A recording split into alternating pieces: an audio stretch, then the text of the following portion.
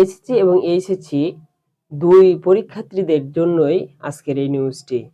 আগামীকাল এইচএসসি ভাইয়েরা তাদের সাপ্লিমেন্ট পদ্ধতিতে যেন পরীক্ষার মান নির্ণয় করা হয় সে বিষয়ে আন্দোলনের ডাক দিয়েছে এবং যারা অনেক বিষয় ফেল করেছে এই বিষয়গুলো যেন বোর্ড পুনরায় তদন্ত করে সে বিষয়ে তারা আন্দোলনের ডাক দিয়েছে।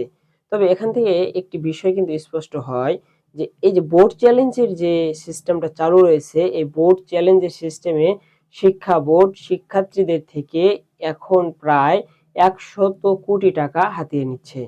তো দর্শক, আজকের ভিডিওতে খুব গুরুত্বপূর্ণ বিষয়গুলো থাকবে, অবশ্যই সম্পূর্ণ ভিডিওটি দেখবেন।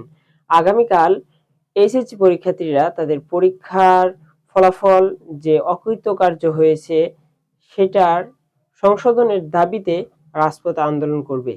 তো আন্দোলনের সময় অবশ্যই আপনাদের খেয়াল রাখতে হবে যেন কোনো বিশৃঙ্খলা না হয়। আজকে গোপালগঞ্জে যে বিশৃঙ্খলাটা তৈরি হয়েছে এটা সারা বাংলা জানে।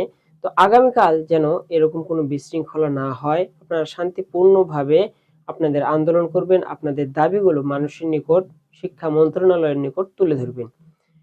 একটি নাম্বারের জন্য কেউ একটা বিষয় ফেল করেছে, এই একটা বিষয় ফেলের জন্য তার একটি বছর অপেক্ষা করতে হবে, আর অপেক্ষাটা এটা মৃত্যুর থেকে কঠিন। তো এই এইচএসসি ভাইয়েরা যে শুধু তারাই আন্দোলন করবে এমনটা নয়, এইচএসসি এবং আরো যারা ছাত্র আছেন সবার জন্যই কিন্তু এটা প্রয়োজন। তারা একাই আন্দোলন করে কিন্তু সফলতা পাবে না। আর আপনারা যারা রয়েছেন শুধু অনলাইনে অর্থাৎ ফেসবুকে পোস্ট করতেছেন, তারপরে ইউটিউবে কমেন্ট করতেছেন, এতটুকু করে ক্ষান্ত হলে চলবে না। আপনাদেরকে কাজ করতে হবে, মাঠে আন্দোলন করতে হবে, আপনাদের দাবিগুলো জোরালোভাবে শিক্ষা মন্ত্রণালয়ের নিকট পাঠাতে হবে। তাহলেই দেখা যাবে আপনারা সম্পূর্ণ এবং সফলতা পাবেন। তো আগামীকাল আপনাদের আন্দোলন শান্তিপূর্ণভাবে সফল হোক সে প্রত্যাশায় আজকে বিদায় নিচ্ছি। আল্লাহ হাফেজ।